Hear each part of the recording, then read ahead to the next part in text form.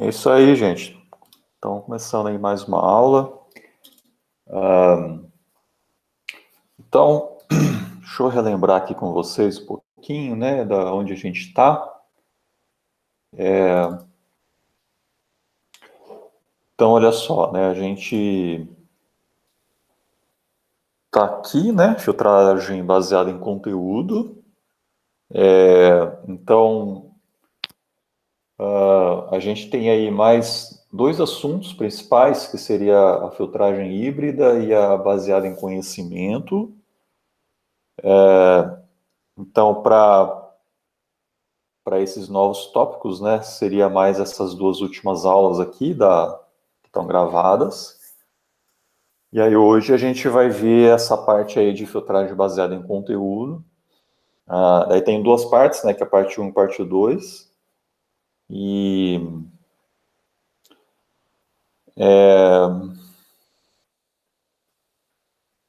aí depois entra a parte das apresentações, né, que é nessa semana 7. Não, deixa eu relembrar aqui qual que era as datas, quais eram as datas do cronograma.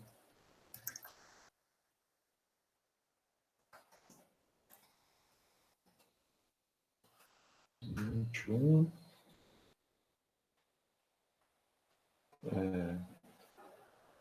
Bom dia, Leonardo. Pós-graduação, CMC, calendário.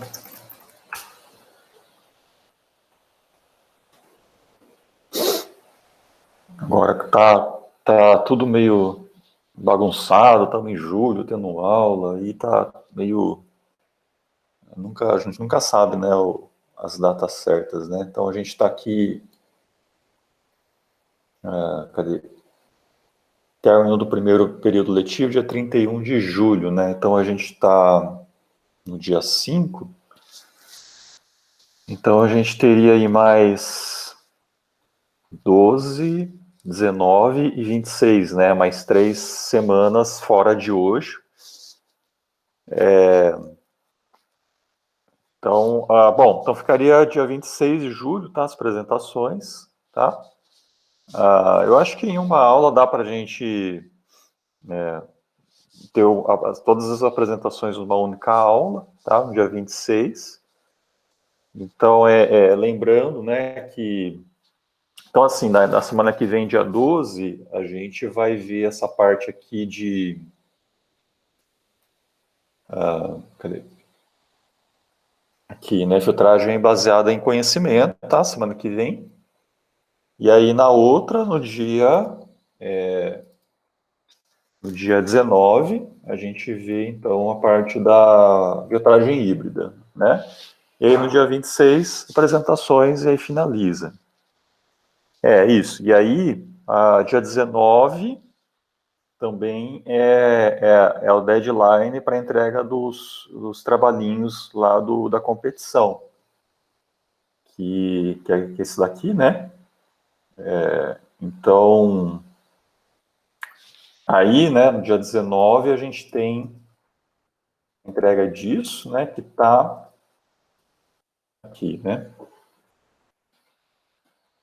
Aqui a especificação, né? Ó, dia 19, tá?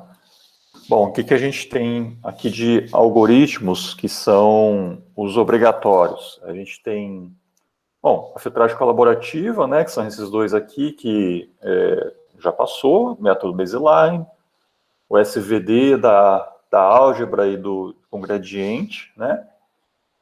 E aí, né, a aula de hoje seria esses três aqui, certo? Que é dois baseados em KNN, que é um deles usando os gêneros lá dos filmes que estão lá no Kaggle, e o outro usando as revisões de filmes, que também está lá no Kaggle, tá? Então são dois arquivos a mais, né, que vocês vão ter que baixar aqui, né? Cadê? Então, tem esse daqui, né? Cadê?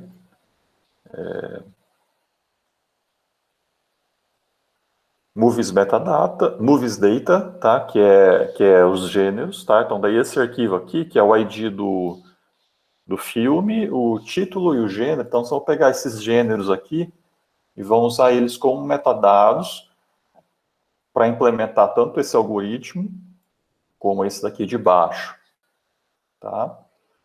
E aí tem esse outro arquivo aqui, Movies Review, né? Esse aqui, ó, que são as revisões, tá? Então tem revisões de usuários sobre os filmes. Então essas revisões aí vão ser usadas para esse algoritmo aqui, tá? Então hoje a gente vai ver né, o funcionamento deles e, né, creio que vocês também já tenham assistido, né, as duas aulas lá. Então a parte 1, se eu não me engano, né, eu falava desse primeiro, falava desse aqui, eu acho, e daí na segunda parte era esse daqui, que envolvia um pouco de processamento de texto, porque como é texto corrido, a gente tem que aplicar técnicas de processamento textual, né? E, e aí, daí depois vai faltar mais um algoritmo, né, que é de hibridização, né, que daí vai ter depois uma aula sobre isso, tá? Daí finaliza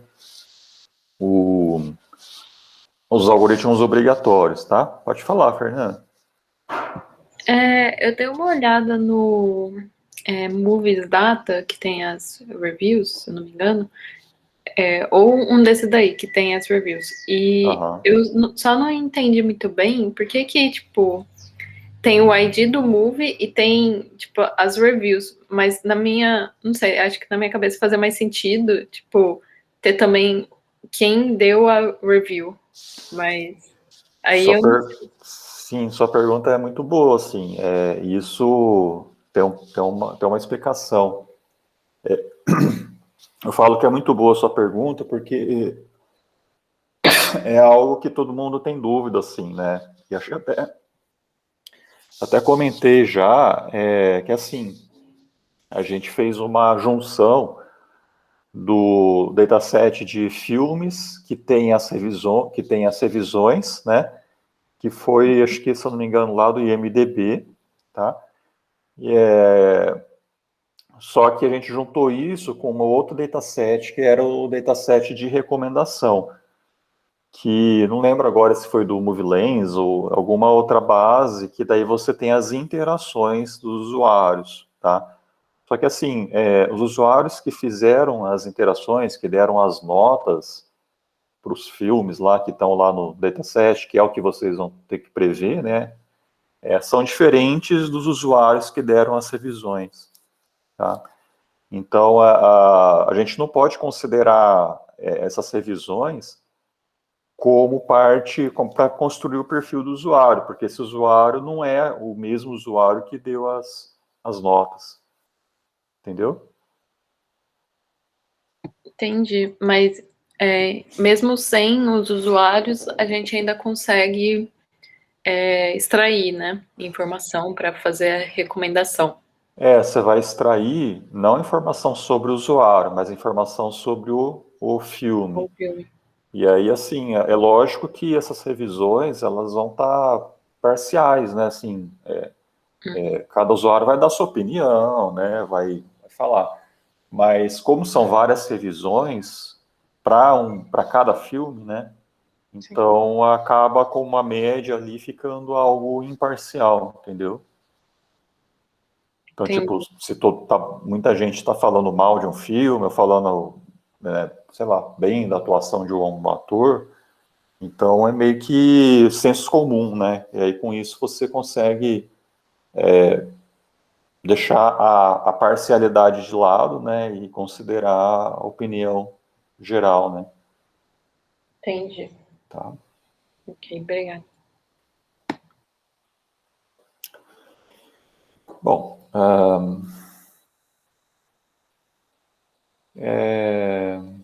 se tiver mais alguma coisa para falar.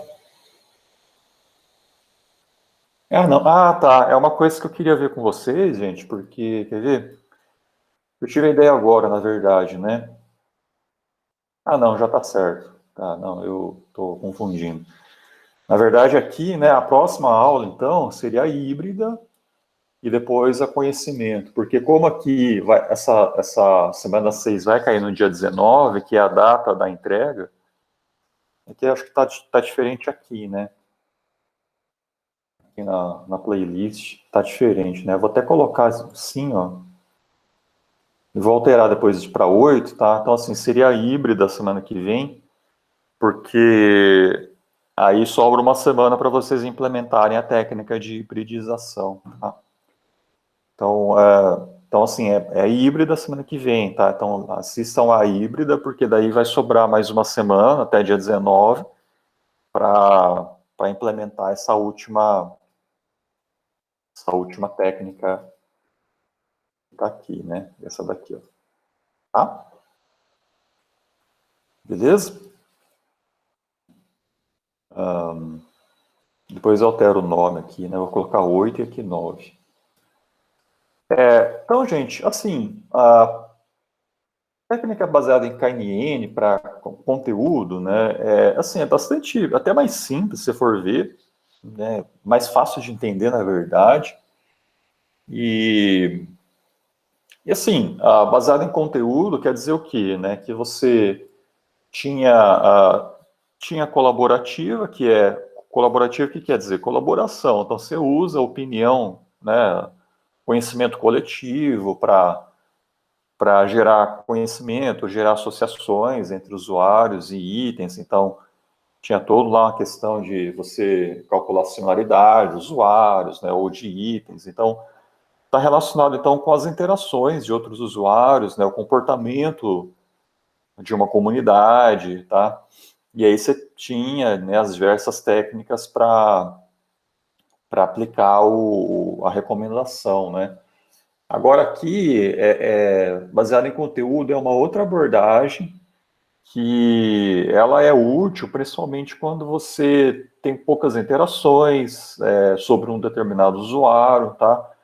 Então, a ideia é construir um perfil desse usuário com informações palpáveis, tá? Tipo metadados, né? Então você pega os metadados sobre os produtos tá? que ele vai consumindo ao longo do tempo e vai construindo esse perfil dele e depois você correlaciona esse perfil com as informações descritivas dos itens. Então, a ideia aqui, né, ó, você vai ter que ter as características dos produtos, tá? Então, isso daqui é requisito agora. Então, até falei na parte da avaliação que o mínimo de um dataset necessário para fazer recomendação era a ID do usuário, a ID do item e a interação, que poderia ser implícita ou explícita. Mas isso para filtragem colaborativa. Agora, para filtragem baseada em conteúdo, você vai ter que ter algo a mais, que é exatamente essa seria uma tabelinha, né, de descrição de produto, tá? De item, né, que seja. Que aí pode ser tanto estruturado como não estruturado, né? Então, por exemplo, se for estruturado, seria, por exemplo, ali a categoria, gênero de filme, atores, né? Então, coisas assim que, tipo, você vai ter lá uma listinha de labels, né? Que você vai utilizar ali diretamente no seu sistema. Se for não estruturado, seria texto corrido, né? Então, por exemplo, né, as revisões dos filmes, poderia ser, por exemplo, a sinopse, né? Um resumo de um livro, enfim, né? Seria texto corrido, que nesse texto corrido você vai ter ali muitas informações que vão estar misturadas, tá? E aí é necessário que você aplique algum processamento ali de língua natural, tá? Que, tipo, fazer tokenização, radicalização, classificação de substantivos, tá? Coisas assim que são técnicas que a gente pega ali da área de PLN, tá? E de mineração de texto também, tá bom? Bom, então, e aí, né, vocês podem perguntar, mas e o perfil do usuário? Você não tem que ter também na base?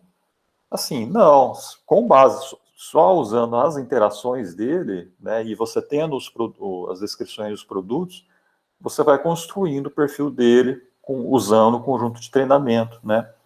E aí, como construir esse perfil? Aí depende da técnica, depende de como que você vai, né, faria parte da técnica, a construção desse perfil, tá? Daí está relacionado com a representação dessas informações, tá? Então, se for um KNN, por exemplo, você pode construir, por exemplo, um vetor onde cada elemento desse vetor vai indicar, então, um peso que significa ali o quanto que o usuário gosta de uma determinada característica ou de um determinado gênero de um filme, né? Então, por exemplo, essa base do Kaggle, né, que você tem os gêneros, você tem esses gêneros aqui, né? O que você poderia fazer? Você pode ordenar esses gêneros, aí já está ordenado, né, de modo crescente, mas essa ordenação é importante, tá? Então, ação, aventura, animação, para criança, comédia. Então, assim, você vai representar primeiro, né? Você tem que representar o item, o filme primeiro, com um vetor. Aqui eu tenho 1, 2, 3, 4, 5, 6, 9, 12, 15, 18, né? Acho que seria 18 aí. Então você vai ter um vetor de 18 posições, onde cada elemento desse vetor, por caso de filme, poderia ser binário, né? Então seria 1, quer dizer, tem aquele gênero, 0 não tem aquele gênero. Então cada item seria representado por um vetor binário, tá? E os usuários você pode representar por um vetor com peso, né? Tipo,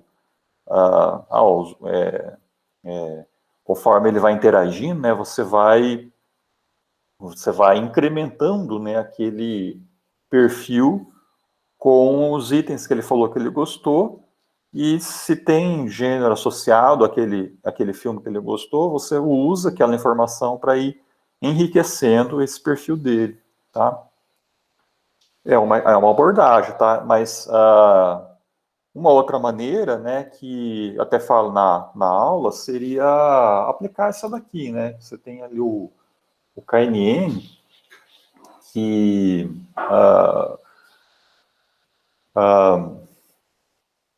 como é que funcionaria, né? Você vai é como se fosse o item KNN que a gente viu na filtragem colaborativa, só que a diferença é que, ao invés de você calcular a similaridade entre os itens a partir das interações, você vai fazer essa similaridade com um vetor de descrições, tá?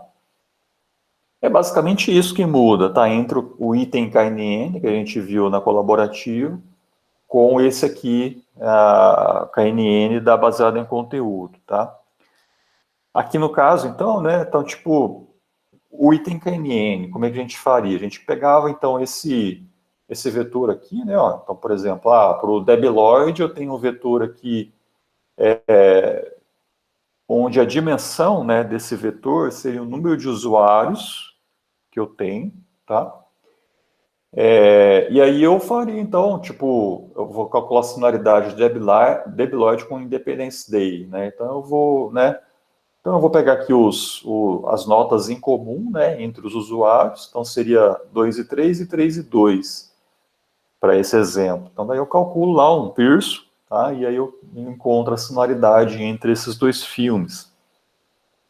Agora, na baseada em conteúdo, já ao invés de a gente usar esse vetor aqui, a gente vai usar esse aqui de baixo, que é esse vetor binário que eu falei para vocês, né? Então eu vou calcular a similaridade desse vetor com esse vetor aqui, tá? Que é um, né, vetor binário. E aí eu tenho a similaridade calculada, quer dizer, uma matriz de item por item, tá? E depois, assim, eu quero ver qual que é a nota que, sei lá, Jéssica daria para Diário de uma Princesa. Bom, então eu tenho que calcular a similaridade desse filme com todos os outros, usando essa tabelinha aqui de baixo. Então eu já tenho essa similaridade calculada. Então, uma vez que a Jéssica... o que eu vou fazer, né? Então, pega lá, né? Pega os itens mais similares a Diário de uma Princesa. Então, eu vou pegar o K igual a 2, que seja, né? Tipo, né? E aí eu tiro a média, tá? Tiro a média ponderada, com base nos filmes que ela assistiu aqui, né? Beleza? Então, o funcionamento é exatamente igual. Tem até aqui, ó, similaridade média ponderada, né? Então, o funcionamento da predição, né, do cálculo da predição, é exatamente igual. Aqui eu não estou colocando o baseline, né, que era somar o BU mais BI aqui, né, e depois subtrair aqui da nota, né, na verdade é o BJ daqui, e aqui o BI daqui, na verdade, somar o BI aqui e subtrair o BJ daqui, né. Então isso daqui eu não fiz nessa fórmula, mas eu poderia ter colocado. Tá? Entenderam, gente? Isso aqui, deixa eu... Eu queria... não dá. Mas eu queria colocar aqui, é somar, né, o viés do item, tá? Então, eu vou somar o viés do item I aqui, né, antes dessa divisão. E aí, em contrapartida, aqui eu coloco entre parênteses esse R e o J menos BJ, né, que é tirar o viés do item similar, mas somar o viés do item que eu quero calcular a predição, tá? Então, na formulinha lá do item KNN, a gente faz isso lá, né? Mas poderia fazer aqui também.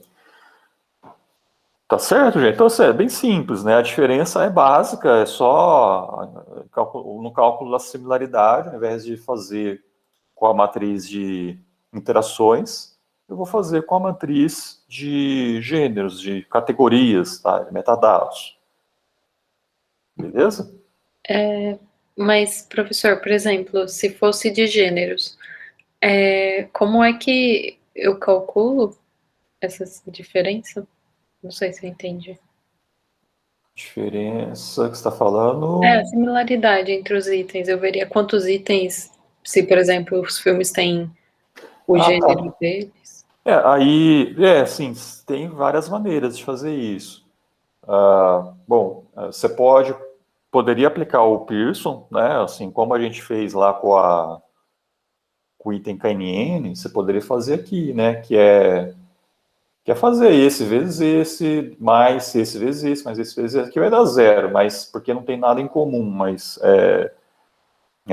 em algum momento vai ter, né, dois filmes com gêneros em comum, e aí vai dar um valor lá acima de zero, tá? Outra maneira, que eu até falo aqui no exemplo, não falo aqui, é aplicar o Jacquard, tá? O Jacquard também é uma métrica bem interessante, que ela é baseada em conjunto, né? Quer ver?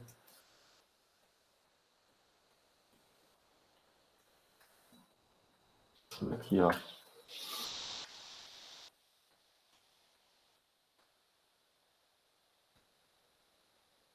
Tá? Então eu tenho lá a intersecção de dois conjuntos, o numerador, e dividido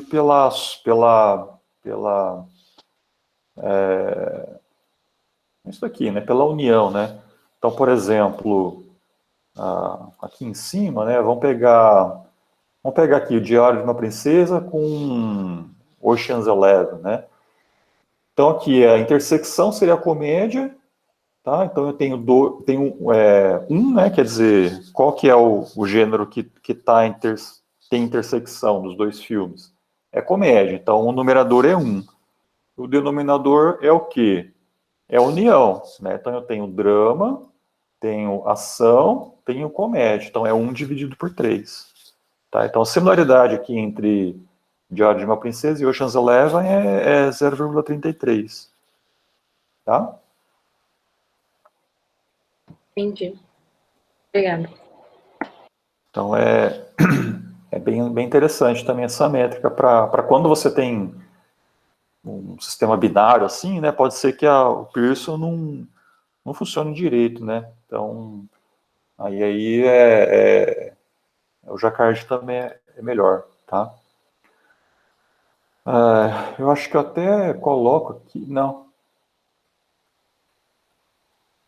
Tem uns códigos aqui, tá, que eu coloco o Jacquard, né? Ó, então, um exemplo em R, tá? Aqui eu não vou rodar isso daqui, porque já na aula lá eu rodei, né? Mas se eu não me engano, esses códigos aqui eu coloquei lá no TDIA. Não, mas eu vou pôr, tá? Tem uns códigos, esses códigos aqui em R, tá? Às vezes é útil para vocês, né? Se vocês quiserem se basear neles, tá? Depois eu coloco lá. Mas é isso, gente. Então, filtragem baseada em conteúdo, KNN, é isso daqui, né? Não tem muito por onde fugir. Inclusive, até no Case Recommender, né? Ó, a gente tem também a implementação desse algoritmo.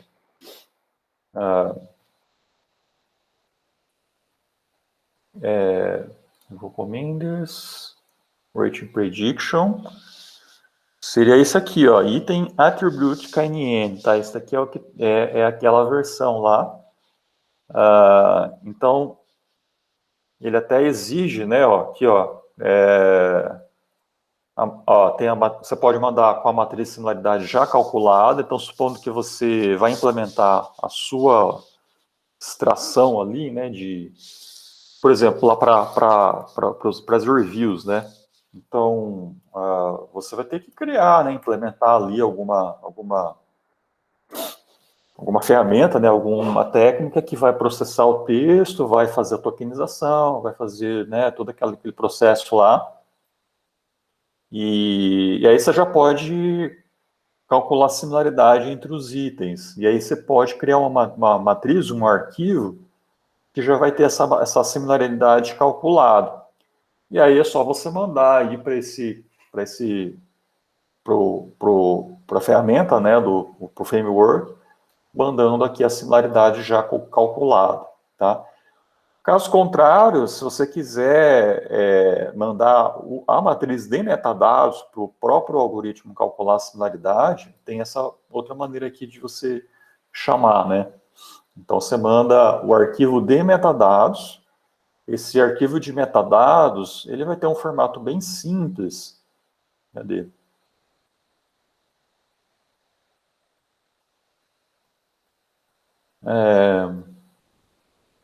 Que é esse aqui, né? Que se eu não me engano, era o ID do item e separador e o ID do metadado, tá? Então, assim, você não precisa saber qual que é o metadado, se é comédia, se é ação, se é aventura. Você pode simplesmente colocar IDs ali para cada um desses metadados e o que importa, na verdade, para o algoritmo são as combinações, né? Tá? Se eu não me engano, ele permite aqui também você passar o metadado inteiro, tá? Não lembro agora, tem que testar. Mas o algoritmo vai fazer exatamente isso que eu falei, né? Então, bom, eu não vou ver aqui agora o código, mas é exatamente essa implementação, tá? Tem outros aqui, se eu não me engano, esse outro aqui também ele é baseado em metadados. Esse GSVD também ele tá? Só que esse aqui ele já é uma técnica de fatoração de matriz, tá? Que considera os metadados, né? Gênero de filme, essas coisas, tá? Enfim, vocês podem testar aí, né? Vários desses daí para o sistema, né? Bom, e aí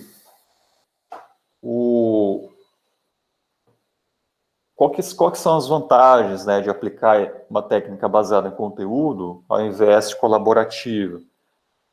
Então, assim, primeira dessas vantagens é que essas técnicas, elas são boas para modelar interesses de curto prazo, tá? Então, por exemplo, eu quero recomendar o próximo item que o usuário vai visualizar ali num sistema de e-commerce, né? Então, é bem comum, né? Você, por exemplo, entra na Amazon lá e vê um produto, daí tem lá, tipo, uma recomendação, itens similares a esse, né? Tá? Então, você poderia usar os metadados para poder recomendar coisas parecidas. E por que é curtíssimo prazo? Né? Porque ele vai realmente usar as associações ali das descrições, né, entre um determinado produto com outro produto, e aí aqueles produtos que vão ser recomendados são bem próximos do que o usuário está vendo naquele momento. E não quer dizer que o usuário gosta daquilo, né, que ele tem interesse naquilo. Ele pode, por exemplo, estar buscando um presente para comprar para namorada, para a mãe dele, né, e é algo que ele não tem interesse de consumir, né, para sempre, tá? Então pode ser algo momentâneo, por isso que é bem curto prazo, seria ali na seção mesmo, de onde o usuário se encontra, né, tá?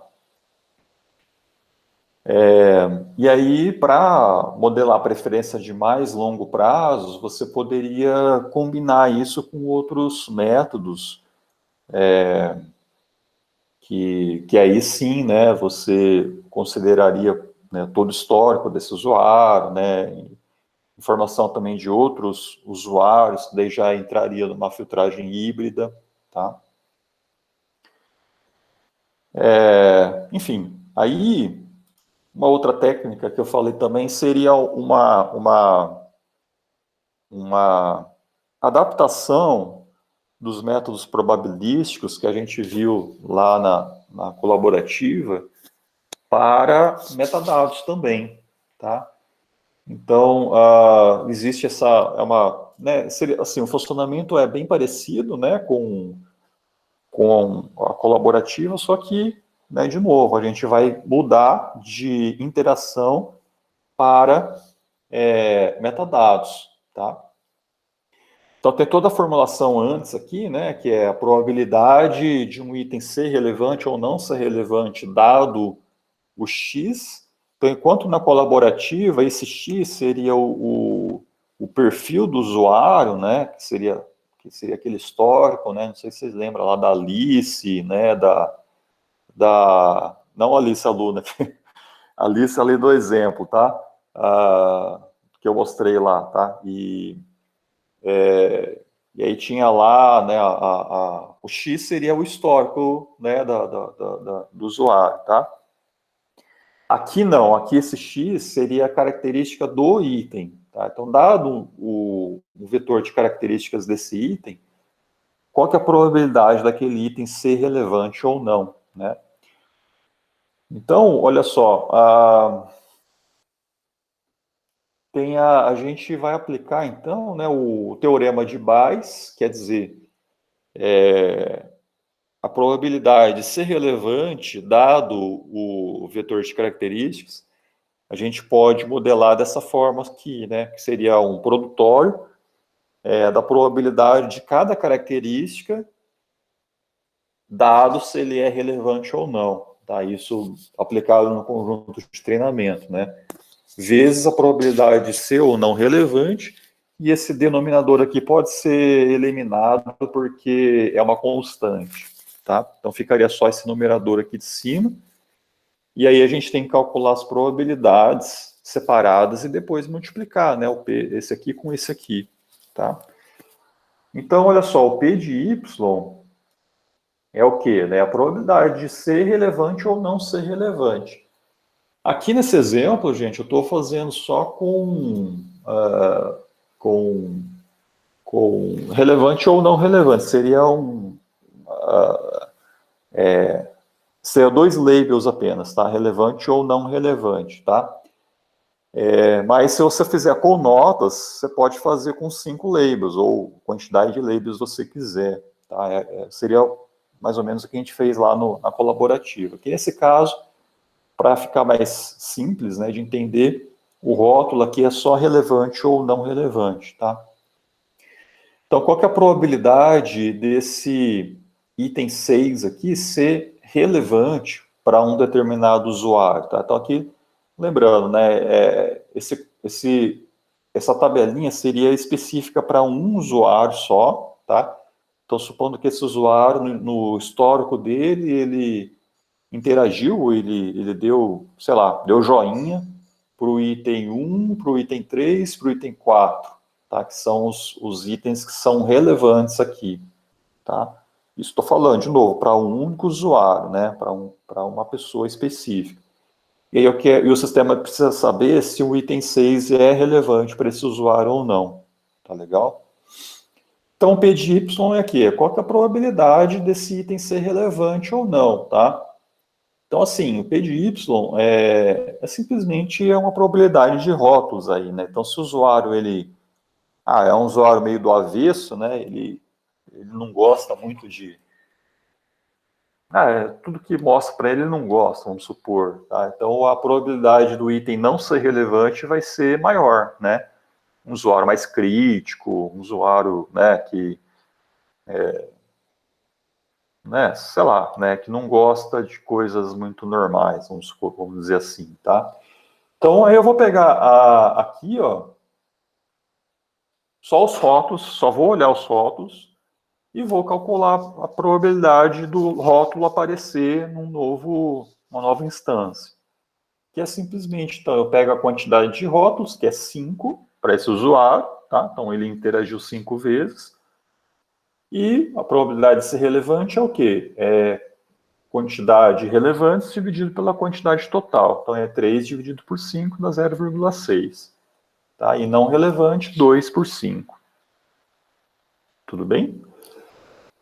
E aí agora, a segunda parte das probabilidades, que é essa daqui, né, ó, que é o P de x dado y, aí eu tenho que olhar agora os rótulos, né?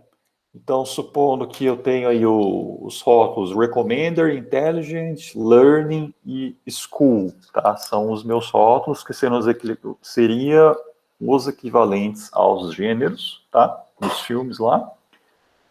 O que eu faço, né? Qual que é a probabilidade de ser ou não relevante? Não, qual que é a probabilidade de x, dado que o rótulo é relevante, tá? Então, é o P de x dado o y, né? Que é primeiro ser relevante, depois não ser relevante, tá? Então, fazendo primeiro para o rótulo ser relevante, que é essa parte aqui do lado esquerdo, ó, então eu vou ter que calcular a probabilidade de um determinado item possuir a palavra recommender inicialmente, dado que ele é relevante, tá? Então, ó, qual que é a probabilidade de recommender ser 1 e o label ser relevante? Então, eu vou ter que vir aqui e vou ver, né? Então, eu tenho o primeiro ID, né? O ID 1, eu tenho o recommender 1 e label R, relevante. O segundo R é esse aqui, e eu também tenho o recommender 1. Aqui também, ó, relevante, aqui também C1, tá? Então, a probabilidade é 3 por 3, tá? Então, de todos os itens que são relevantes, todos têm a palavra recommender, tá? Então, é 3 por 3, ó, tá aqui, desse lado. Beleza? E aí eu vejo para a segunda palavra, né, intelligent. Então, para intelligent, qual que é a probabilidade, né? Então, eu vou lá, primeiro dado que é relevante, né? Então, eu vou ver todos os relevantes. Então, aqui esse primeiro aqui é relevante, o intelligent é 1, então eu contabilizo. Aqui também, tá, ó. E aqui não, né? Esse aqui é relevante, mas não tem a palavra intelligent. Então, é 2 dividido por 3, tá? Que é essa segunda parte. E aí eu faço a mesma coisa para learning. learn, então, só esse aqui vai aparecer, né? Ó, então, não, na verdade, learning... Ah, tá coisa errada aqui.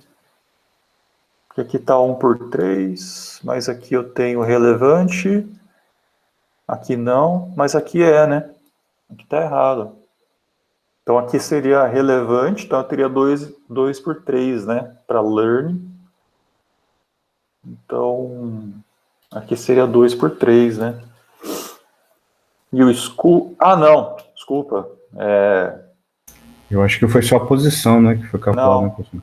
não. O que acontece aqui é o seguinte, ó. Não é 1, né? Que eu tenho que ver. É learn igual a 0, tá? Porque eu tenho que olhar... Tem que olhar aqui o vetor do item que eu quero calcular a recomendação, né? Então como aqui é 1, aqui é 1 e aqui é 0, eu tenho que ver em relação a esse 0, né? Tá? Por isso que tá vendo? Esse vetor aqui do item que eu quero calcular a predição, eu tenho lá Recommender 1, Intelligent 1, Learning 0 e School 0, tá? Então eu tenho que considerar esse vetor aqui, né, para fazer sentido, né? Senão não faz sentido a técnica, né, para calcular essa predição. Então, para learning igual a 0 agora, né, eu tenho que verificar se de todos os rótulos R, qual que é a probabilidade de eu ter learning 0, tá? Então, aqui R igual, aqui eu tenho R, só que learning é 1, R aqui 0, então contabiliza, e aqui R, aqui 1, então não contabiliza. Então, aqui por isso que dá 1 por 3. Tá? Eu tenho que olhar isso daqui, né? Eu tenho que olhar o vetor do item que eu quero recomendar. Tá legal? E para school a mesma coisa, né? Então, para school, eu vejo, né, as características do item que eu quero recomendar. Então, school é 0. Então, eu vou calcular a probabilidade de não ter a palavra school, dado que o rótulo é R. Então, eu olho aqui, né? O meu histórico. Então, R, aqui eu tenho contabilizo uma vez, aqui eu contabilizo mais uma vez, e aqui não, tá? Então, vai dar 2 por 3. Entenderam, gente?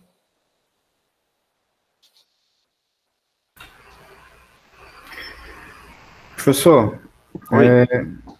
uma pergunta.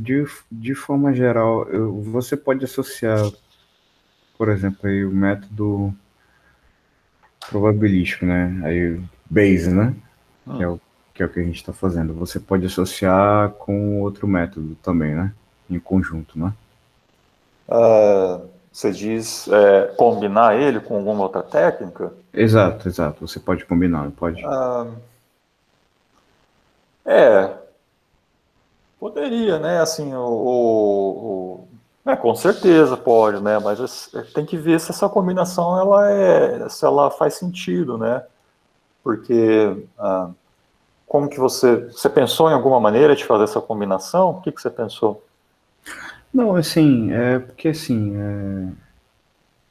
eu estou imaginando aqui que a recomendação de conteúdo acaba que necessita muito, me parece, necessitar muito também daquele, por mais que ela seja pragmática, ela tente usar assim de método probabilístico, ela precisa sim da visão do desenvolvedor, né? Da visão de quem está aqui, olha, vai por aqui, usa esse método, né? Tem essa perspectiva aqui, né? Sim, Para poder ter esse resultado, tem essa visão, por mais que você use um método que quantifique, entendeu? sim. Então, isso é importante, né? Tipo, as técnicas de hibridização, que eu vou falar na semana que vem, elas servem exatamente para fazer essas combinações de técnicas, que é, por exemplo, a recomendação baseada em colaborativa, ela tem o problema do cold start. E aí o que você pode fazer? Aplicar baseado em conteúdo para lidar com esse cold start. e depois você pode fazer um chaveamento para colaborativa, né? Ou cria um modelo que combina as duas coisas de uma vez, tá? Então, assim, existem as várias maneiras aí de fazer essas combinações e para lidar com esses problemas que são específicos, né, de cada abordagem. Então, por exemplo, a baseada em conteúdo por si só, ela já tem um outro problema, tá? Que é, primeiro, você se limita às descrições que você tem dos itens, dos produtos, que é chamar análise limitada de conteúdo, tá? Na literatura e é assim que se chama, né? E um outro problema, que hoje em dia tem um nome mais diferente, tá? É a sobreespecialização. O que é a sobreespecialização? É quando um sistema, ou quando um recomendador, ele recomenda coisas muito próximas do perfil desse usuário, daquilo que ele já viu, já acessou, né? E por que eu falei que hoje em dia tem um outro nome, né? Que hoje em dia o pessoal conhece isso como os filtro bolhas. Então, até a Gabriela e o Rodrigo, né, que estão estudando isso daí, um outro nome, né, que é mais antigo, né, é a sobreespecialização, tá? Ou over-specialization em inglês, tá? Então, meio que alguns anos atrás aí se falava desse problema, né, que hoje em dia virou esses filtro bolhas, né, que, assim, você fica no mundinho ali, né, o recomendador não consegue te recomendar coisas diferentes daquilo que você já viu, já acessou, né, você não tem diversidade nas recomendações. Pode até ter diversidade, mas vai ser tudo baseado no perfil desse usuário, né, tá? Enquanto que na colaborativa, por que não tem, ou tem menos, menos chance de ocorrer, né, a sobreespecialização? Porque você está considerando também as interações de outros usuários, né? Então é bem comum, né, tipo, uma pessoa, tipo, ter visto um filme que você não viu, ela vai lá e te recomenda aquele filme, né? Então você nem imaginava que existia aquele filme, tá? Então tá nessa família aí, né, e aí a probabilidade de ocorrer, né, a sobreespecialização é menor. Não que não possa ter, né, que o usuário ele pode estar tão integrado ali, tão afundado ali no círculo, né, restrito de pessoas que ele interage, que também, né, a técnica não vai funcionar, né? É muito caso, assim, por exemplo, de, né, pessoas assim, entra lá no Facebook e, tipo, né, hoje em dia tá bastante comum isso, né? Tipo, pessoa que não é da mesma opinião política que a dela, ela vai lá e exclui, ou, sei lá, deixa de seguir. Isso, né, tá acontecendo bastante, né? E aí, o que acontece? Ela vai se isolando cada vez mais, e mesmo aplicando uma filtragem colaborativa para recomendar coisas para ele, ele não vai, né, não vai receber coisas, não vai receber coisas de outros assuntos, né, outra Aí tem muita diversidade. família brigando aí por causa disso. Pois é, então. É isso aí, tá? E, bom, entendeu, Leonardo? Não sei se foi isso que você perguntou. Sim, sim, foi exatamente isso. Tá, beleza. Obrigado aí. Bom, e aí então você vai calcular essas probabilidades para rótulo, para cada rótulo, tá? Então, para relevante, não relevante. Se você tiver mais do que um rótulo, você pode também fazer, né? Se tiver, por exemplo, com as notas explícitas, né? Você pode fazer isso, né? Para cada uma dessas notas, igual que a gente fez lá no item KNN. E beleza. E aí, então é isso daí.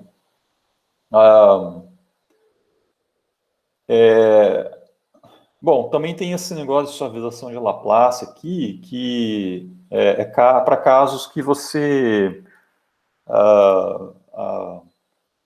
pode acontecer muito, né, de você zerar uma dessas probabilidades. Então, por exemplo, supondo que uma dessas daqui ela seja zero, né? Então, o que vai acontecer? Ela vai zerar tudo, né? Vai zerar toda a probabilidade, tá? Então, é bastante comum, aí você pode fazer essa suavização aqui, né? Onde você vai fazer, no numerador, você vai somar 1, tá? Então, aqui, no caso, você pegaria essa quantidade que a gente está calculando, mas você soma 1 aqui para todas as probabilidades, né, no numerador. E na divisão, você vai também fazer essa divisão pelo total, mas você vai somar pelo número total de atributos. Tá? Então, se eu tenho aqui 1, 2, 3, 4, então vamos pegar aqui, né, que eu ficaria assim, né, 3 mais 1 no numerador, e aqui ficaria 3 mais 4, né, que é a quantidade de atributos. Tá? E eu faço isso para todas as divisões.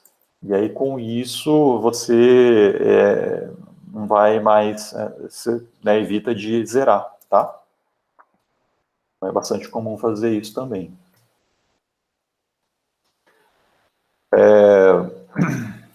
Beleza, gente?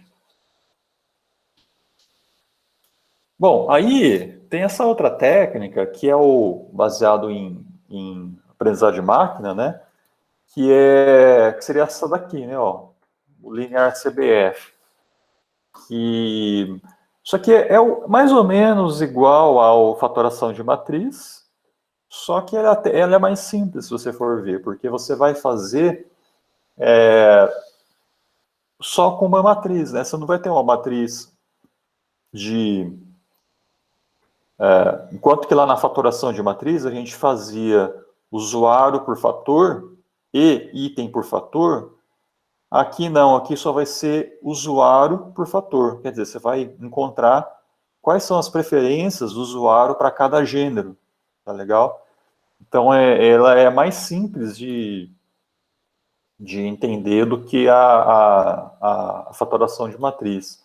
A única coisa que é ruim aqui são essas fórmulas cabulosas aqui, nessa notação, mas até vamos ver, né?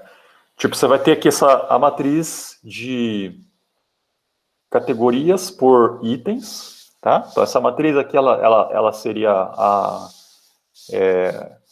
a entrada, né, do teu algoritmo, tá? Que é o X, né? E aí você você vai treinar esse θ, que esse θ aqui é como se fosse o perfil do usuário, né? Que é quais são as preferências desse usuário para cada categoria que a gente tem na base.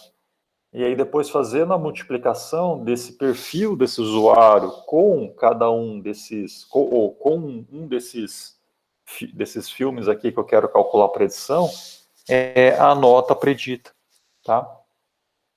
Então, por exemplo, supondo que eu vou predizer vou predizer o perfil, né? Vou treinar, né, o perfil da usuária Jéssica, tá? Que é esse aqui. E após esse treinamento, eu encontrei esse vetor, tá? Esse vetor aqui, o que ele tem? Né? Ele tem 1, 2, 3, 4, 5 elementos, sendo que o último, tá, seria para o viés, seria que o viés dessa usuária, tá? Por isso que tem 5, que é uma unidade a mais do que a quantidade de categorias. Então, após esse treinamento, supondo que eu obtenha esse vetor, então o que eu faço? Eu quero calcular a predição da Jéssica para diário de uma princesa, que seria essa nota aqui que eu quero calcular, né? Então, eu vou pegar esse perfil dela e vou multiplicar pela representação desse item, desse filme, que é esse aqui, né? 1, 0, 1, 0. Então, eu vou fazer 1,5 vezes 1, mais 0 vezes 0, mais menos 0,5 vezes 1, mais 2 vezes 0, e mais 2 vezes 1, onde o viés aqui é sempre 1, tá? Sempre coloca 1.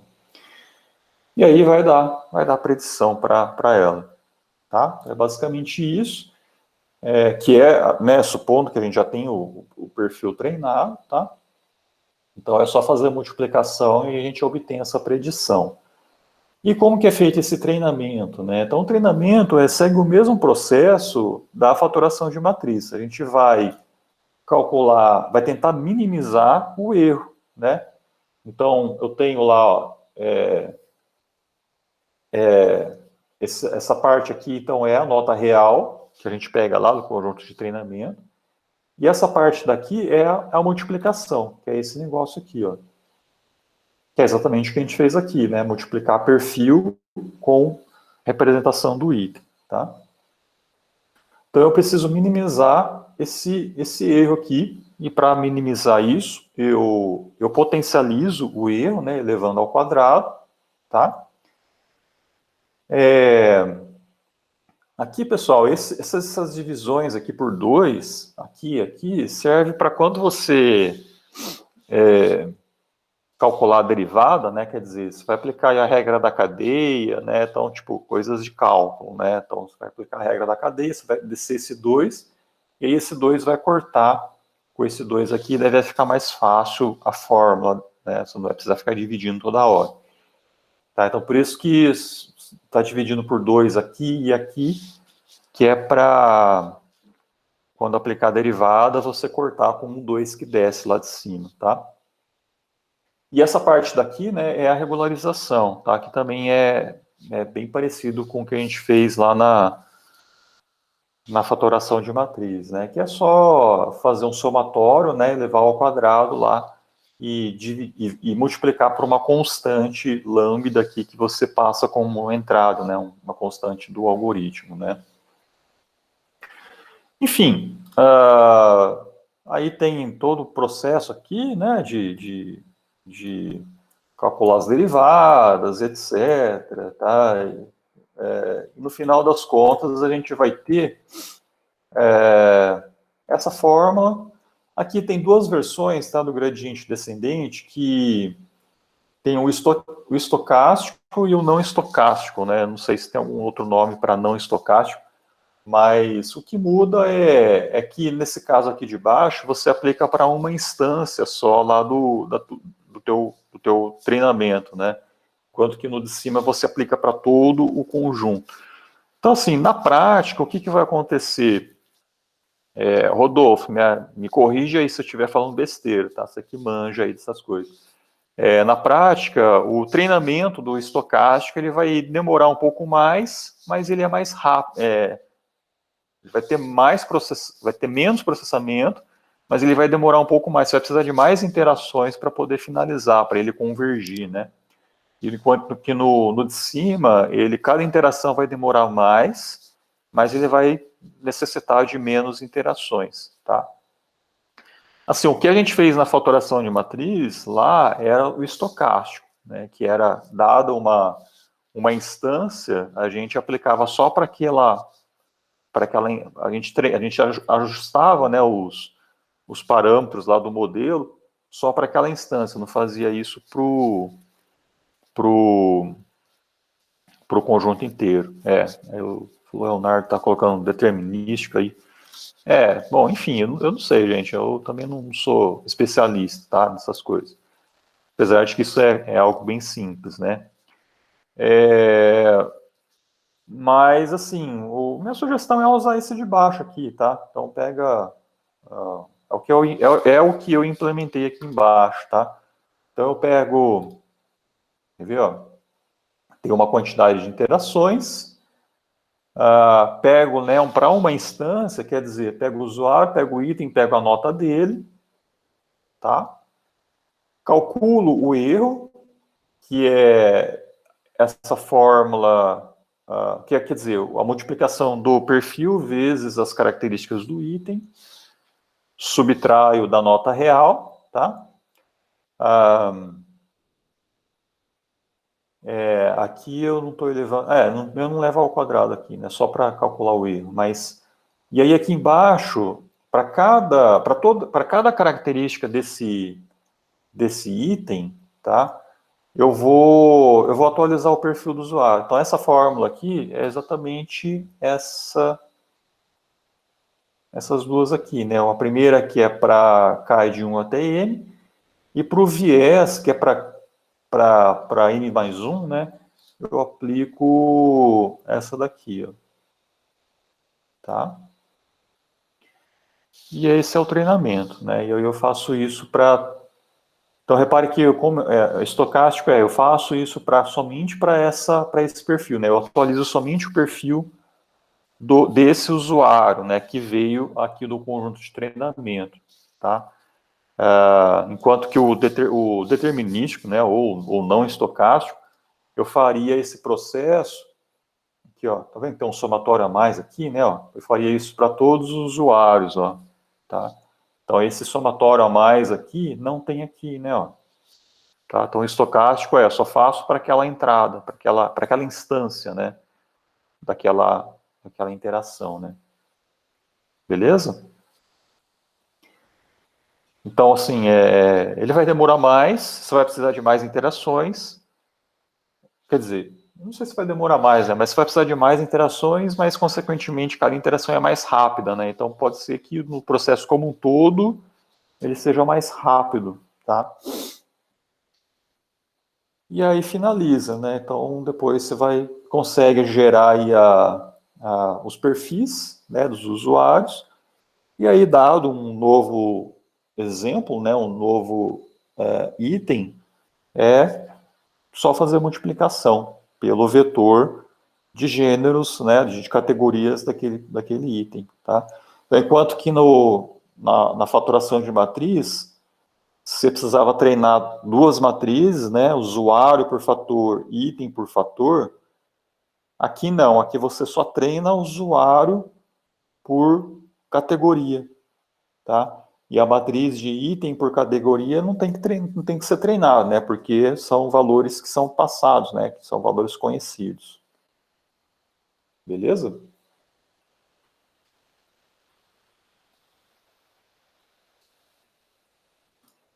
Pessoal, entenderam?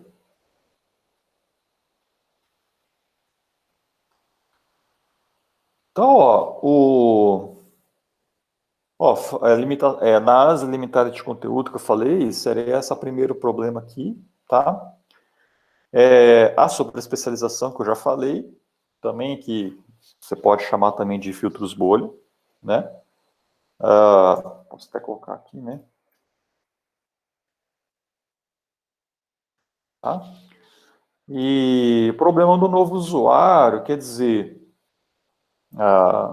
mesmo se o usuário ele acabou de entrar no sistema, também você não consegue, de certa maneira, criar esse perfil dele, né, do nada, assim. Então, você precisa ter algumas interações desse usuário, né? Então, ainda você tem esse problema na filtragem baseada em conteúdo. Para item já é um pouco diferente, né? Porque quando um produtor, né, né, alguém cadastra um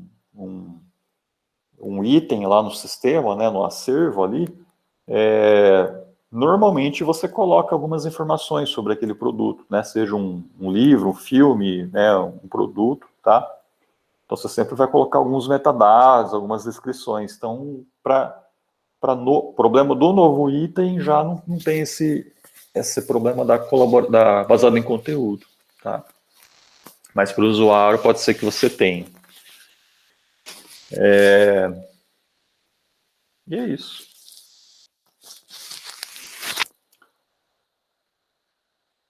Beleza, gente?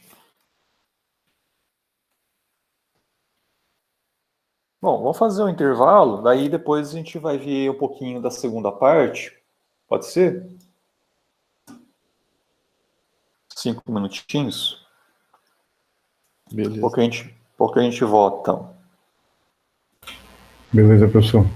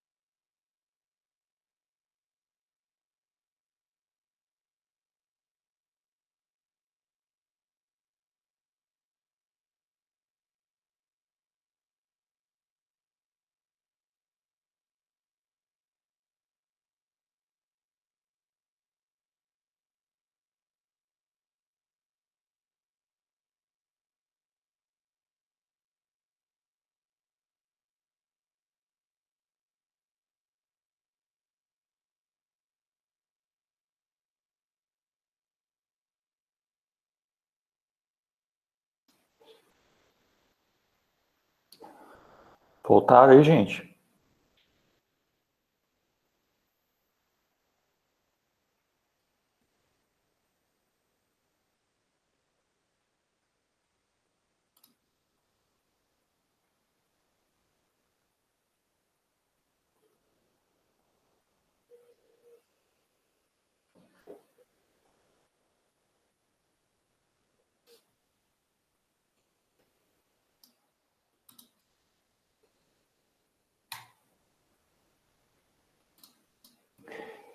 Então, ó, agora finalizando aqui, né? Aqui é rapidinho também essa parte.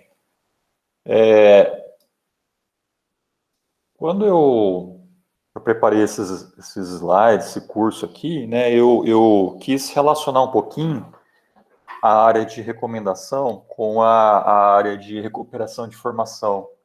Até as primeiras aulas ali eu até falo, né, as diferenças entre as duas áreas, que tinha bastante coisa em comum, né? Eu falei lá que tinha bastante coisa em comum, e realmente tem. E aí, então, nessa parte aqui agora, é onde a gente vê algum processo ali de mineração de texto, né, de processamento ali de texto não estruturado, que pode ser usado para recomendação também, né? Então,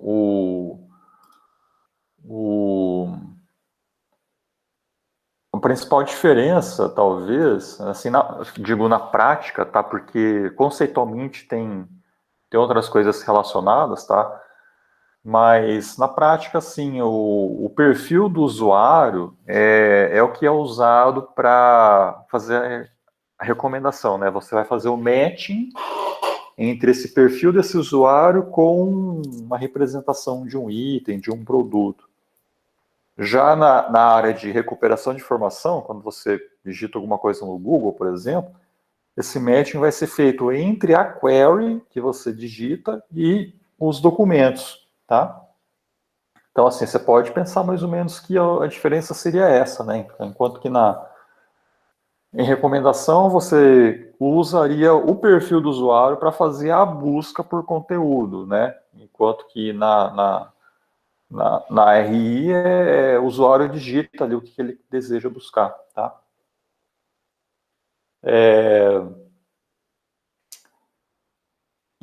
Logicamente isso, né, você faria com documentos, com itens textuais, tá? O que pode não acontecer também, né? Então, por exemplo, tem aí a Maria Alice, né, e o Leonardo, né, que se não mudaram ainda o tema, né, vão fazer recomendação de documentos multimídia, né, tipo vídeo, né, imagens, tá? Então, por exemplo, supondo que você não tenha informações descritivas sobre um vídeo, né, um filme, por exemplo, que seja, você vai ter que aplicar técnicas de extração, né, de características.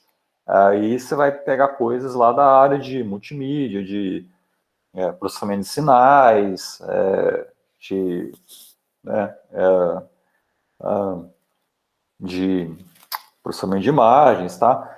E aí você vai representar cada item seu com essas informações ali visuais, né? Essas descrições visuais ou até auditivas, tá? Que são específicas para esse nicho, tá? Mas se você se você tem disponível descrições textuais, você pode aplicar essas técnicas que vieram ali da filtragem da área de recuperação de informação, tá bom? Então aqui a gente tem então três classificações aí de conteúdo, né, de descrições, tá? Tem os dados estruturados, não estruturados e semi-estruturados. Então, até mostrar o exemplo aqui direto, né? Então eu tenho uma página, por exemplo, aqui do IMDb, do filme Star Wars. Eu posso ter várias dessas classificações aí de descrições, né? Então, por exemplo, dado uma informação estruturada é aquela que você vai direto ao ponto, né? Então você vai ter lá tipo um atributo e do lado ali, né, o valor, tá? Então, por exemplo, você tem aqui diretor, você tem escritor, você tem as estrelas, né? O ano, tá? Enfim, duração, né? Classificação. Então, essas informações aqui, se você pega lá da página do MDB, se você estiver trabalhando com um crawler, por exemplo, você pode extrair ali direto nessa informação, sabendo exatamente onde está aquela informação relacionada com aquilo que você está procurando, né? Então, você vai ter sempre ali atributo, valor, ou pelo menos numa posição da página, você sabe que ali está aquela informação, né? Então, é estruturado isso daí. Já uma informação não estruturada é aquela que fica tudo misturado, né? Então, por exemplo, a descrição aqui a sinopse, né, do filme, você vai ter ali, por exemplo, algo sobre o personagem, né, que é o Luke Skywalker, você tem aí algum enredo, não, seria algo que vai acontecer no filme, né, então coisas assim, tá? Então são informações que estão misturadas dentro do mesmo texto, e mesmo que você consiga ir direto naquele ponto ali da informação, ainda você vai ter o texto que vai precisar ser processado, né? Porque daí aquele texto vai ter várias informações misturadas, tá certo? Então isso daí seria não estruturado, e se você considerar tudo, né, toda a página aí é semi-estruturado, né, porque você tem coisas que são estruturadas e coisas que são não estruturadas, né, tá?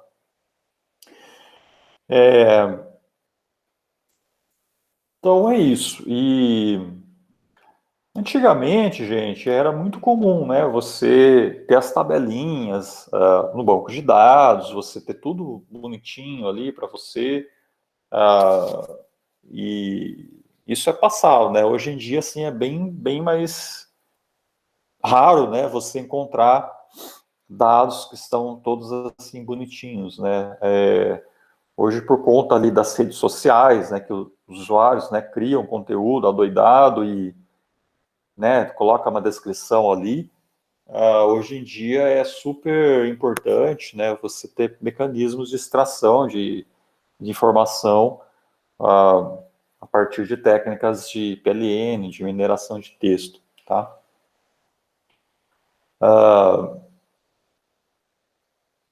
E aí,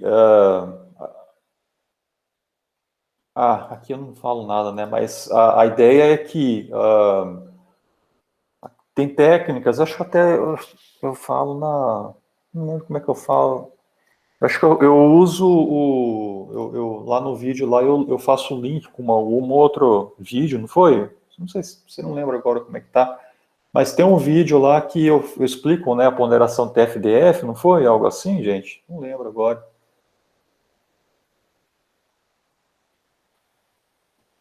Deixa eu ver aqui.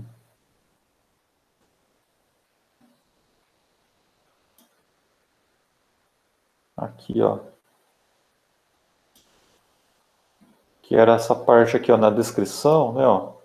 Então, tem esse outro vídeo aqui, que vocês podem assistir, não sei se vocês chegaram a assistir já, mas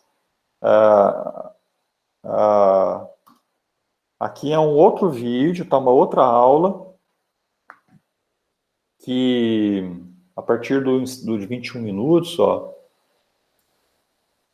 eu falo sobre as técnicas de ponderação, né? Que TF-DF, né? A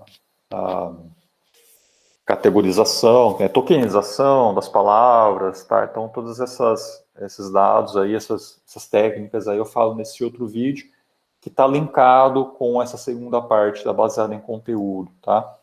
Então por isso que esse slide aqui ele acabou ficando bem curto, tá? Mas aí, então, para vocês fazerem o trabalho, né? Vocês vão pegar as revisões, né? Vão fazer essa indexação das palavras ali, né? Que é tokenização, né? Aplicar um pré-processamento do tipo, pode ser radicalização, pode ser remoção de stop words, pode ser lematização. Aí vocês podem ver, né, decidir qual técnica utilizar, tá? Isso aí tá livre, né? E a ponderação, né? Então, a ponderação também é importante. Também, no final das contas, vocês vão ter uma matriz parecida com aquela que a gente viu na primeira parte, só que agora ela não vai ser mais binária, ela vai ser em ponto flutuante, né? Quer dizer, você vai ter itens versus palavras, né? Ou palavras-chave que vão ter sido extraídos desse processo de indexação, tá? E aí o processo é igual, né? Então você pode, vocês podem, né, testar diferentes abordagens ali, ou por exemplo, para o item KNN, até voltando aqui, né? O item KNN, né? Então você pode calcular a similaridade entre os itens. Aí não faria mais sentido usar o Jacquard, né, que nem a Fernanda tinha perguntado. Aqui, como você vai ter pesos para item versus palavra-chave, então daí faz mais sentido você aplicar um cosseno, né, similaridade por cosseno, ou Pearson, tá? Então aí faria mais sentido fazer usando essas métricas. E aí, depois que calcula a similaridade, é só aplicar a recomendação, né? A predição das notas, tá?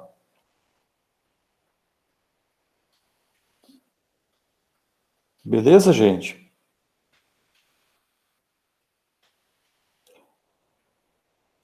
Vocês chegaram a ver essa outra aula aí que eu explico o TF-DF ou não chegaram a ver ainda?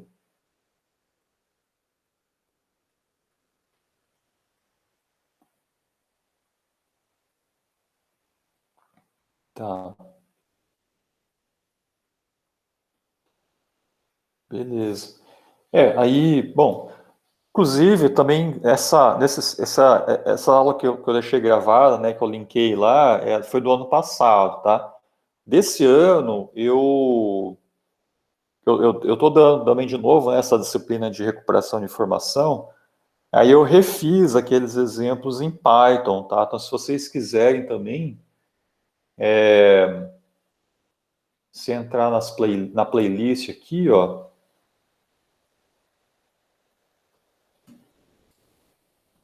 Mostrar. Ó, playlist de recuperação de informação, né? Então, se você entrar aqui, modelo vetorial, ó. Então, é exatamente essa parte aqui, ó. Então, exemplo em Python, tá? Então, que é o desse ano, tá? Então, se vocês quiserem, podem ver também essa daqui. Aqui eu falo mais rápido, né? Porque os alunos assistiram a essa parte aqui, mas apesar de que está quase o mesmo tempo, né? Mas aqui tem um exemplo já em Python, caso vocês queiram ver o funcionamento lá já em Python, ao invés de ser em R, tá? Então pode ver essa aula aqui no lugar dessa de cima, tá? E aí eu finalizo, na verdade, essa aula com esse exemplo aqui, que é uma técnica que o Rafael, né, que foi um aluno meu de doutorado, mestrado e doutorado, né, que ele defendeu ano passado. O trabalho dele era bastante voltado com aplicar técnicas de PLN em revisões de itens, tá? Então a gente tinha aqui as revisões, a gente pegava essas revisões, aplicava um pré-processamento, que é extrair, né, substantivos, aplicar, né, a tokenização, né, são aquelas técnicas bem básicas ali de pré-processamento, que envolve também, né, extrair aspectos. Aí, no caso dessa extração de aspectos, ele usou algumas ferramentas de agrupamento de dados,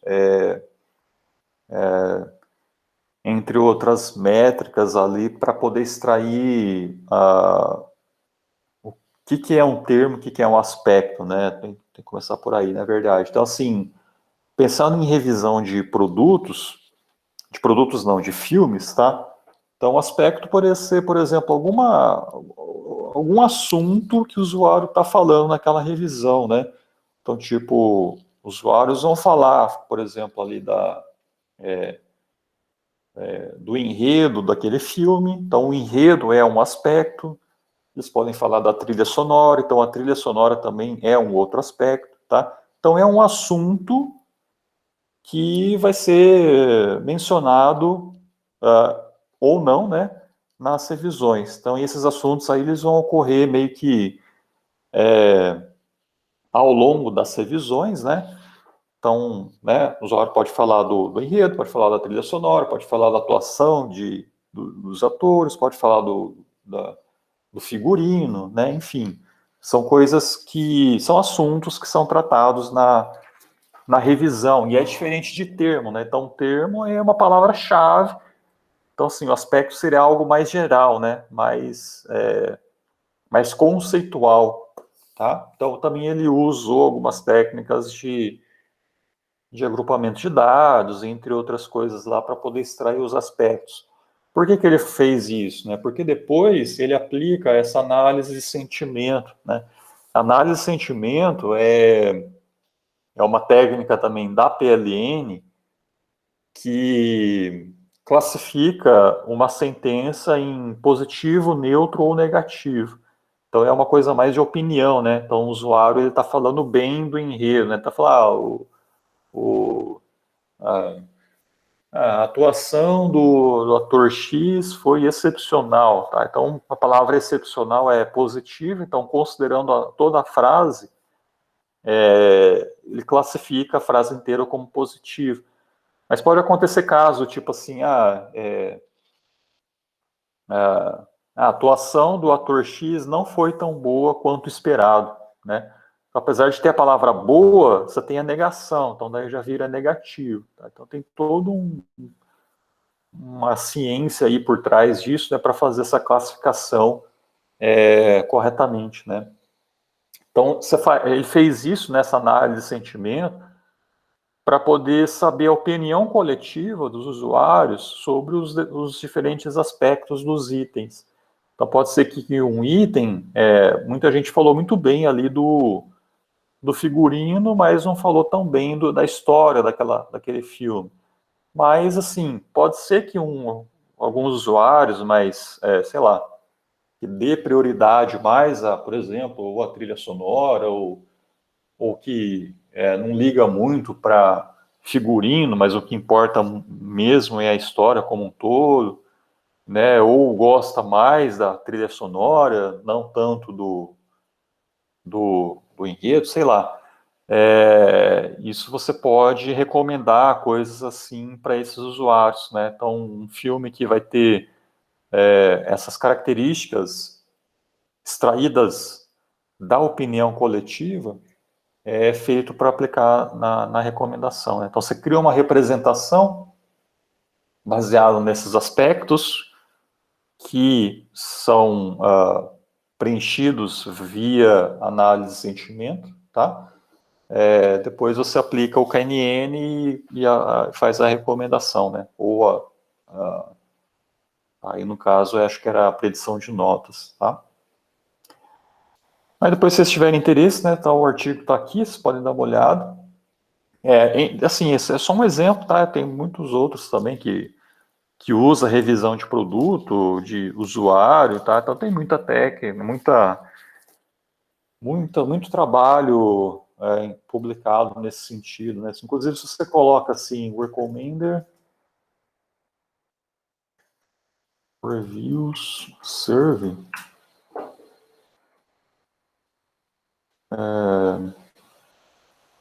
tem Tem um serve aqui de review base. Eu tinha um serve só de recomendação. Aqui, acho que é esse aqui.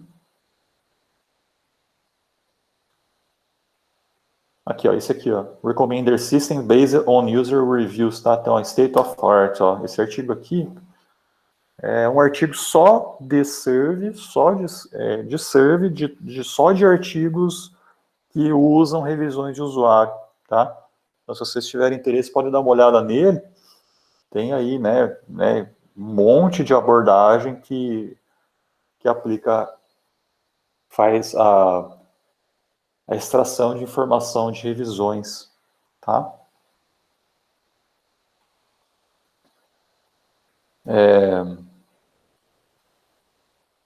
Acho que é isso, gente. Então, mais uma coisa aí que vocês queiram falar, alguma dúvida?